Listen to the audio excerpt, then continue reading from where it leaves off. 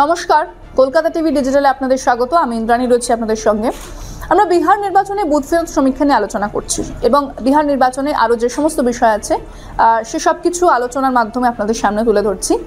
এবার যদি আমরা দেখি যে বিহার নির্বাচনে বুথ ফেরত সমীক্ষাতে এনডিএর জয় জয়কার আমরা দেখতে পাচ্ছি, কিন্তু বেশ কিছু বুথ ফেরত সমীক্ষা সেখানে আবার উল্টো কথা বলছে। তার মধ্যে অন্যতম হচ্ছে জার্নো মিরর এবং ডিভি লাইভ ইলেক্ট লাইন, তাদের যে বুথ ফেরত সমীক্ষা সেটা কিন্তু অন্য কথা বলছে। যদি জার্নো মিররের বুথ ফেরত সমীক্ষার দিকে নজর রাখি তাহলে সেক্ষেত্রে মহাগঠবন্ধন পাচ্ছে 130 থেকে 140টি আসন, এনডিএ পাচ্ছে 100 থেকে 110 এবং অন্যান্য পাচ্ছে 7, অর্থাৎ জার্নো মিরর তারা কিন্তু মহাগঠবন্ধনকে এগিয়ে রাখছে। এবার যদি আমি বুথ ফেরত সমীক্ষার কথা বলি, ডিবি লাইভ ইলেক্ট লাইনের বুথ ফেরত সমীক্ষার কথা বলি, সেখানেও একইভাবে মহাগঠবন্ধন 130 থেকে 144টি আসন, এনডিএ 95 থেকে 109টি, অর্থাৎ এখানে কিন্তু অনেকটাই এনডিএর আসন কম দেখানো হয়েছে, এবং অন্যান্য 8, ডিবি লাইভ এমনটাই বলছে। এবার একটি ইউটিউব অর্থাৎ উল্টা চশমা বলে একটি ইউটিউবের সমীক্ষাতেও উলটপুরাণ দেখা যাচ্ছে এবং এদের আসন ভিত্তিক সমীক্ষা মিলে গেছে অনেকটা জার্নো মিরর এবং ডিবি লাইভের সঙ্গে। কি আছে এই সমীক্ষাতে সেটাও জানাবো। এনডিএ অর্থাৎ এদের প্রত্যেকটি দলকে ধরে ধরে তারা বলছে যে কত তারা আসন পেয়েছে।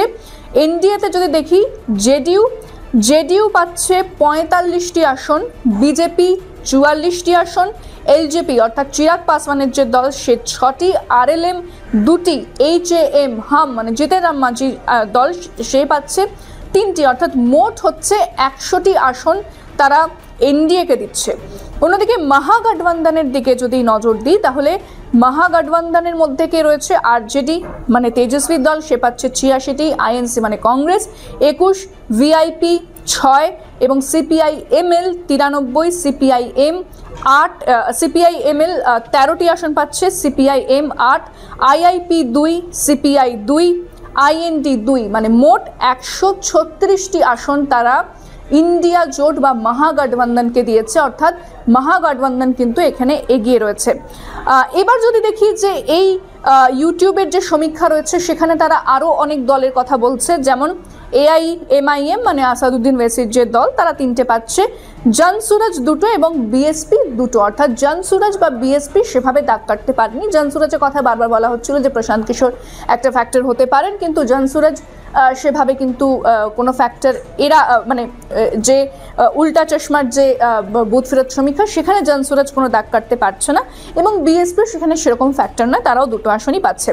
অর্থাৎ যদি মোট এই যে 3টে বুথ ফেরত সমীক্ষা এসেছে এদের দেখা যাচ্ছে যে এরা মহাগঠবন্ধনকে অনেকটা এগিয়ে রেখেছে এবং এনডিএকে অর্থাৎ বিজেপি, জেডিইউ, এলজেপি এই যে দল তাদেরকে অনেকটা পিছিয়ে দিয়েছে। কিন্তু অন্যান্য বুথ ফেরত সমীক্ষাতে এনডিএ তার একেবারে জয় জয়কার, তার রমরমা বাজার দেখা যাচ্ছে।